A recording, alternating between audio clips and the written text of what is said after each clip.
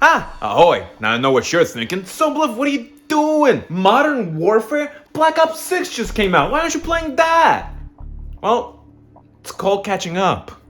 So before tackling the Modern Warfares, just a quick side note on the Modern Warfares. Call of Duty 4 Modern Warfare released in 2007, best year for gaming ever, and was the game that put Call of Duty on the map. It was such a monumental release with a campaign that rocked everybody's socks off and an insanely fun multiplayer mode that even I, someone who hates online multiplayer, had tremendous fun with. COD 4 was such a significant release that it's very much on the Mount Rushmore of first-person shooters along with Doom, GoldenEye 007, and Halo. Thing is, with such a high standard set, you'd think a sequel to Modern Warfare would have an impossible time matching such excellence. Well, Modern Warfare 2 somehow did it in 2009, with a campaign that also knocked your socks off and traumatized you at the same time. And a multiplayer mode that also lived up to par. I still consider getting the kill streak for a nuclear blast and an online match to be my greatest online gaming achievement. Yes, I actually did that. Then we got Modern Warfare 3 in 2011, and while it was a great title that nicely wrapped up the Modern Warfare trilogy, I think by this time people were feeling the fatigue of Call of Duty. See, Call of Duty since nearly its inception has released games annually, and while it was great at first, it started to show cracks during the mid-2010s as people didn't care for Advanced Warfare, Black Ops 3 came and went, Infinite Warfare's trailer was one of the most disliked videos on YouTube, World War II was alright, and Black Ops 4 was criticized for not having a campaign mode, which is odd because at this point most people didn't care as much for the campaign modes anymore. Call of Duty just existed as a yearly release. For a long time, there wasn't that hype that the series used to have whenever a game released like there was during the Modern Warfare era. But history has a funny way of repeating itself, as a reboot of Modern Warfare would be the game that makes Call of Duty elite again. Now, I'm not gonna be naive about it, I'm fully aware that Warzone was a big reason for it, and the fact that people had more free time during this period thanks to Dr. Mario, but people still gave the entire Modern Warfare package major props, and while I loved Warzone so much that I still think about Verdansk to this day, I didn't care to do regular multiplayer and I hated the campaign mode. It was just so horribly paced, it felt so slow at times.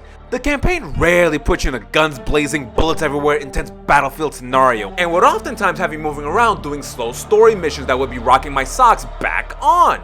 And whenever the game did have a fun mission, it always got saddled with some kind of mundane part that ruins the replayability. It just spent more time bumming me out than giving me a good time. I play Call of Duty because I want to be dropped in adrenaline-filled combat situations, not to be a little girl watching her family die.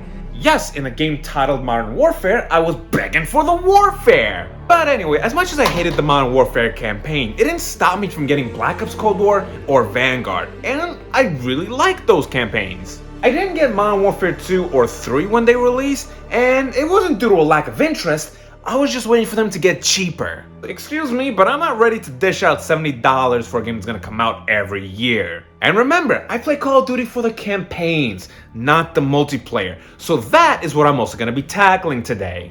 So let's start with Modern Warfare 2 and see if Modern Warfare got better. Gosh, I don't miss this. Modern Warfare 2 starts with you as Ghost walking through a canyon and guiding a missile to blow up a convoy. And that's it. Title card. Really? That's the pre-title card gameplay you want? Remember when COD 4 had you escaping a sinking tanker and it was one of the most awesomest intros to a video game ever seen before its title card? Pepperidge Farm remembers.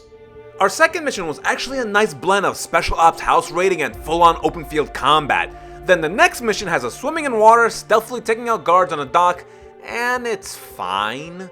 And then we have a level that has us walking in public trying to capture a person of interest, and it's mostly us just wandering around and a really tiny combat encounter at the end. After that, we have a level where we are on the American-Mexican border looking for cartel members smuggling terrorists, which sounds fun and intense, but instead the game has us just walking through homes of people where we gotta point our gun at them to calm them down, some story beats, and disjointed combat encounters. But then we finally, mercifully, do have a really good mission throughout with that guns blazing, adrenaline pumping, chicken exploding, bullets everywhere gameplay I play Call of Duty for.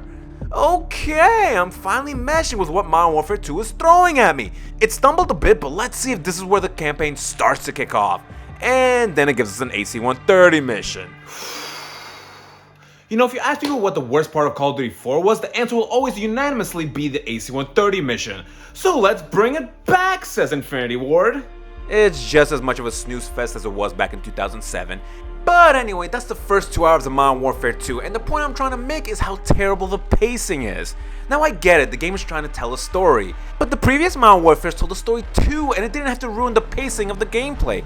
COD 4 would have missions that start off slow, but it would pick up halfway through, and by the end of it, bullets are everywhere. Hell, the game was hopscotching the narrative. You'd be jumping from the SAS doing special ops type missions to the US Marines who had non-stop action-packed levels. The campaign had a steady flow of action, but 2019's Modern Warfare didn't have that and felt constantly slow throughout, and by the end of it I was wearing 3 pairs of socks. Modern Warfare 2 had similar issues, but improved as it went on. While the first half had this pacing issue where we have a good level, then an okay one, then a bad one, then a great one, then back to bad, but the second half became consistent with its action and was a blast to play. It had more exciting levels, with my favorite being when we were on a ship and we had to fight through cargo that kept sliding across the platform. So while we had to fight enemies, we had to make sure we weren't getting crushed. It was great, definitely the most memorable part of the campaign. Now Modern Warfare 2 did still have a couple of garbage moments later on, but overall, gameplay-wise, it is still a better experience. When Modern Warfare 2 got sucky, it wasn't as bad as how the first Modern Warfare got. And anything the game had that was great far outshined anything that Modern Warfare 1 did right. So what's the story? Nothing too interesting. There's terrorists with bombs and we gotta stop them. I don't even remember the terrorist's name. Josh? He was just a red herring as we anticipated for General Shepard to do General Shepard things. Why won't the trauma go away? And just waiting for the obvious handsome studly traitor to finally do his handsome studly venereal traitor thing. But it was still awesome to see Task Force 141. Seeing Captain Price and Gaz again was a delight, and seeing the returns of Soap and Ghost was also pretty awesome. And I know TikTok was especially enamored by the latter. The only other thing I have to say about Modern Warfare 2 is its production value. While I'm forever annoyed by how Call of Duty has to take up all my storage space and making me delete games, I can't deny that I don't see why. I don't think it's a stupid statement for me to make that Call of Duty might very well be the best looking video game of all time. Everything just looks so realistic and even looks better than CGI in most modern movies. But where I'm definitely going to make a stupid sounding comment is when I say, the game looks too good that it looks bad. I don't know, the lighting effects and how dark everything gets just makes it hard to see sometimes. But overall, the game looks insanely good. But now my question is, why isn't the sound design up to par? See, something I feel Call of Duty before had never got enough credit for was how awesome of an OST it had. I'm not saying Modern Warfare 2 has a terrible OST, but it has a lot of moments where it seems like it's missing something. Take this mission where we are on a convoy chasing down a car to rescue a hostage, and it involves us jumping from vehicle to vehicle and steering them to avoid mines on the road. It was awesome, but how's the music?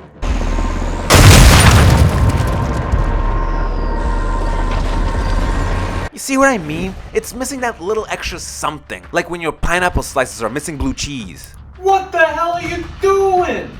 In the end, Modern Warfare 2 was still a great playthrough. I can replay this one and have fun. Unlike the first one, I never want to play that game again. I'm putting a hex on it. And to throw a quote together, I think MW2 has a great campaign mode, and I enjoyed playing it most of the time. What's the general consensus about the campaign online?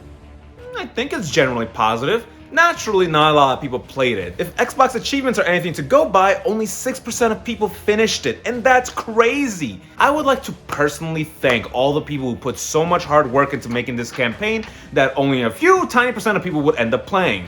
Call of Duty is just a multiplayer box now. Screw it, let's give it a go. I feel like I do this every time with Call of Duty. I say I'm not gonna touch the multiplayer and end up doing so anyway just to say the same thing. I see the appeal, not for me. I can't compete with people who have intricate loadouts, gold weapons, and snipers, and I don't care to play enough to be able to compete with them. Modern Warfare 2 does also have a co-op multiplayer. Did I hear co-op multiplayer? Can I play with you?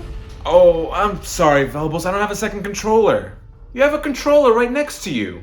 Oh, this one? It has a bit of a problem. What problem? It's broken. Wow. You know, with Modern Warfare 2, they did release a Warzone 2, and I did give it a go back when it released, but it didn't hook me as much as the first Warzone did. It was mostly the map. Gosh, Verdansk was just too good. And that's about it with Modern Warfare 2. Now, according to my ever so shoddy research, Activision made plans not to release a full-fledged title in 2023, instead assigning Sledgehammer the task of making an expansion pack for Modern Warfare 2. which I thought was a great idea. Assassin's Creed is a franchise that grew stale because of yearly releases, and when they finally decided to take a year off, the next game they released was a tremendous hit. So I thought this was going to be a great thing for Call of Duty. But then Activision got cold feet, wanted to take more of our money, and turned this expansion pack into a full-fledged game. The reviews for it weren't great. People kept saying that the game feels shallow and rushed, which it was. So let's see if it's as bad as people say.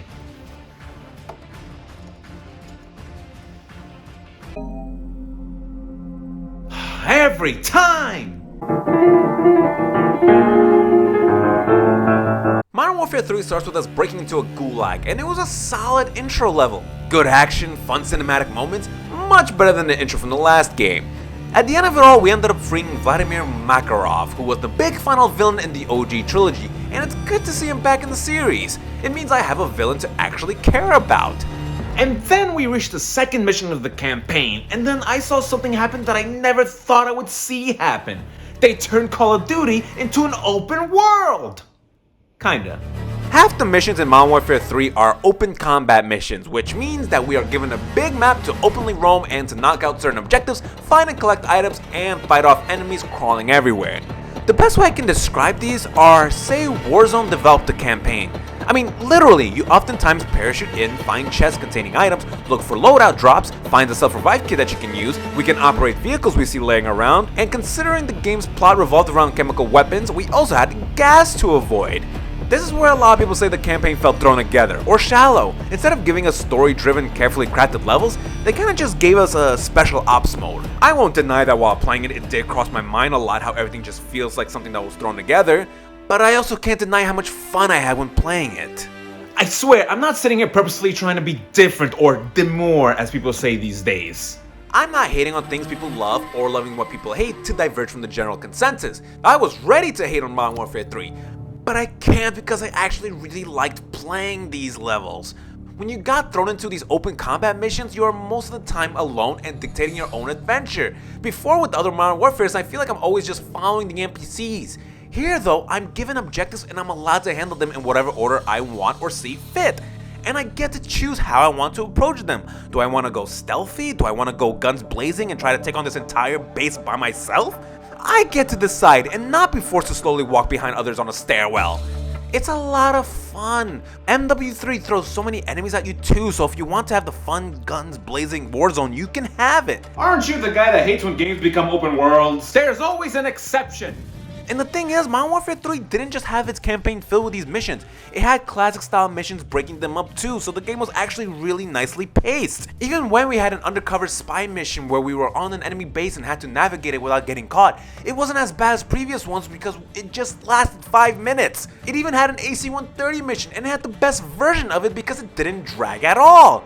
So Modern Warfare 3 being a rush job actually ended up benefiting it. Because I'm sure if they had more time, they would have settled this game with garbage. Where are you going? None of your business. Difficulty-wise, Modern Warfare 3 was on the easier side of things. Normally Call of Duty will punish you if you're in the open for too long. You gotta find cover, you're not a bullet sponge, and enemies do have really good aim. While in Modern Warfare 3, the enemies are all dumber and you can get past a lot of sections by just running and gunning as if you're playing Doom. And I'm not saying it like it's a complaint, again, I had fun, and that's what's important. Also, despite being a rush job, MW3 still retains that incredible production value, and I found myself more engaged with the story. The only real downside to Modern Warfare 3's campaign is something that all of these games honestly had, an ending that didn't seem too climactic. We all remember those awesome finales in classic Call of Duty titles. In these new ones, there isn't really a booyah finish, it just ends. But that shouldn't take anything away from this title. I think it's a great playthrough and I could easily replay it. And I know this because in the making of this video, I lost all my recordings for the second half of the campaign and had to redo it. And I didn't have a problem with it. I had just as much fun knocking these out as I did the first time. And the game didn't have any awful missions I was dreading to get through. Unlike Modern Warfare 1, where even playing the game for a few minutes to get footage for this video was a chore. So even though the general consensus online is negative, but to me, Modern Warfare 3, you're okay in my book. I was gonna tackle the multiplayer again so I can repeat myself, but I didn't have enough space on the PS5 and didn't really see the point. Well, I'm back. So, you gonna tell me where you went? Oh, I went to get Black Ops 6. You bought Black Ops 6? Yeah, you wouldn't let me play with you, so I'm just gonna go play by myself. Oh, can I play? Oh, I'm sorry. I don't have a second controller. Do you even have a PS5? Yeah. Bye. Come on, Velvos, I'm sorry.